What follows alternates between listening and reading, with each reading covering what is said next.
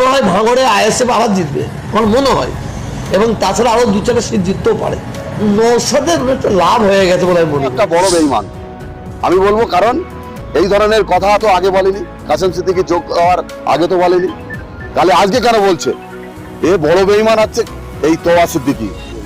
দেখুন আমাদের তোয়া সিদ্দিকী তো কখন কি বলে ঠিক নেই, মাথা খারাপ। কারণ এখানে একটা ইফতারের মাজলিস আমরা করেছিলাম, তিনি এখানে এসেছিলেন, তিনি পয়সা ছাড়া কিছু বোঝেন না। তাই এই কাসেম সিদ্দিকীকে দলে নেওয়ার জন্য আজকে সে ভাবছে যে তার সব হাতছাড়া হচ্ছে, কিন্তু দলের সিদ্ধান্তকে সবসময় মান্যতা দিতে হবে। তাই এই কাসেম সিদ্দিকীকে দলে নেওয়ার ফলে এই হাওতাশ হয়ে গেছে তোয়া সিদ্দিকী, এর মাথা খারাপ হয়ে গেছে। এ এখন বলছে আইএসএফ ভাঙড়ে জিততে পারে এবং আরো 2-4টে সিট পেতে পারে, তার মানে এও একটা বড় বেঈমান আমি বলবো। কারণ এই ধরনের কথা তো আগে বলেনি, কাসেম সিদ্দিকী যোগ হওয়ার আগে তো বলেনি, তাহলে আজকে কেন বলছে? এ বড় বেঈমান আছে এই তোয়া সিদ্দিকী। কারণ এই তোয়া সিদ্দিকীর আমরা কোনো দিনই মানিনি আর মানবো না, কারণ এর কথা কোনো গ্রহণযোগ্যতা নয় মানুষের কাছে। হ্যাঁ, তোয়া সিদ্দিকী আমরা জানি যে আগাগোড়া আপনাদেরই সঙ্গে থাকে, আপনাদেরই সাথে থাকে। আজকে তিনি সামান্য বেসুরো হয়েছেন বলে আপনাকে তাকে বেঈমান বলছেন, এটা কিন্তু ঠিক না। না না, একটা কথা বলি, আপনাদের মাধ্যমে বলতে চাই, কথাগুলো ঠিকঠাক বলুক। কারণ এটা পীরজাদা আমরা বলি, সেই পীরজাদার কথা মতো যদি কাজ না হয়, সেই পীরজাদা যদি সঠিক কথাবার্তা না বলে, তাহলে সাধারণ মানুষ কিভাবে চলবে? তাদের দেখি লক্ষ্য করি তো সাধারণ মানুষ পথ চলছে, কিন্তু আজকে তারা যদি বেসুরে কথাবার্তা বলে, তারা যদি বাজে বাজে মন্তব্য করে, একের পর এক কথা বদলায়, তাহলে আমাদের তো নিশ্চিতভাবে তাদের মানা উচিত নয়। আরো পীর আছে ওখানে, নিশ্চিতভাবে ভালো মানুষ আছে, তাদের কথা শুনবো আমরা, তাদের কথা মতোই আমরা চলবো। ফুরফুরা শরীফ আমাদের একটা ভ্রাতৃত্বর ফুরফুরা শরীফ, সমস্ত মানুষ সেখানে যাতায়াত করে। আপনারা জানেন দাদা হুজুর আবু বকর সিদ্দিকী রাদিয়াল্লাহু আনহু সেখানে আছেন। আমাদের দাদা হুজুরের অনুসারে আমরা চলি, তাদের 4 औलाद আছে, তাদের 5 औलाद আছে, সেইভাবে আমরা চলাচলতি করবো। কিন্তু এই তোয়া সিদ্দিকীর কথা নিয়ে চলতে হবে এমন কোনো ব্যাপার নেই তো। এটা একটা বড় চিটিংবাজ আমি মনে করি। আপনি বলছেন গাদ্দার ছিল 2021-এ, সেই জন্য তৃণমূল হেরেছে, কিন্তু সেই রকমই আভাস পাচ্ছি আমরা। নলমুড়ির একজন আইএসএফ নেতা রাহুল মোল্লা, তিনি বলছেন যে আমি জেলে ছিলাম 63 দিন সোনপুরে বন্যবনের জন্য। জেল থেকে ঘুরে আসার সঙ্গে সঙ্গে আমাকে তৃণমূলের 9 জন নেতা যোগাযোগ করেছেন যে যদি নাকি ভাঙড়ে কাসেম সিদ্দিকীকে দাঁড় করানো হয়, তাহলে কিন্তু আমরাই আইএসএফকে আবার ভোট দেবো। তাহলে গাদ্দার মুক্ত হলো। দেখুন, এই যে রাহুল বলছেন, একটা বাচ্চা ছেলে, ও কি বোঝে সব সম্পর্কে? ও একটা ভোটার, ওর সঙ্গে তৃণমূল কংগ্রেসের নেতারা কথা বলছে, ও এত বড় হাইকমান হয়ে গেছে। এইসব মিথ্যে কথা বলে মানুষকে ধাপ্পা দেওয়া যাবে না, টুপি পরানো যাবে না।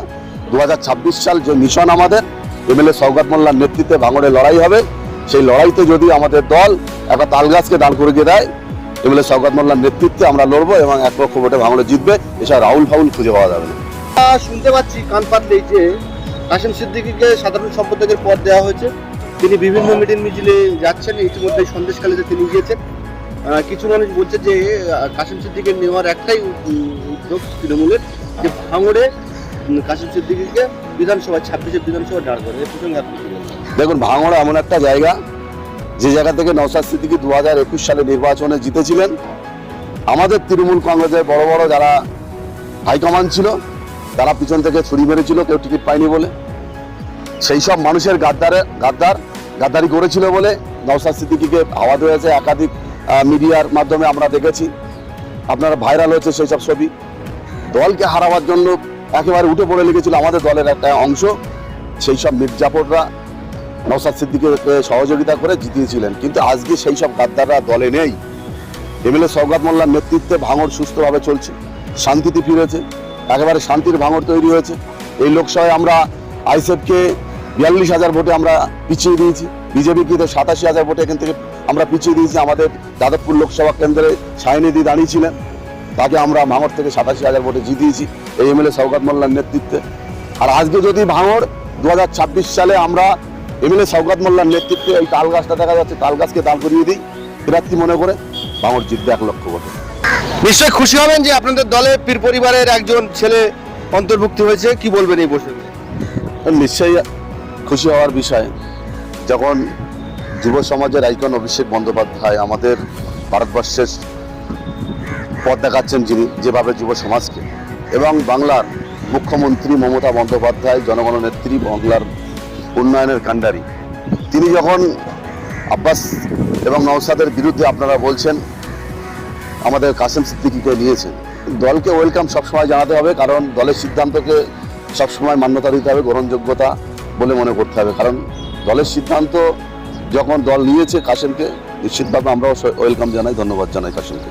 এই যে কাসেম সিদ্দিকী তিনি কিন্তু রাজ্য সরকারের বিরুদ্ধে একের পর এক বিস্ফোরক অভিযোগ করেছেন বিভিন্নভাবে।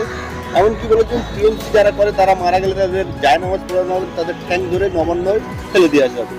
তিনি 180 ডিগ্রি দূরে তৃণমূলে জয়েন করলেন।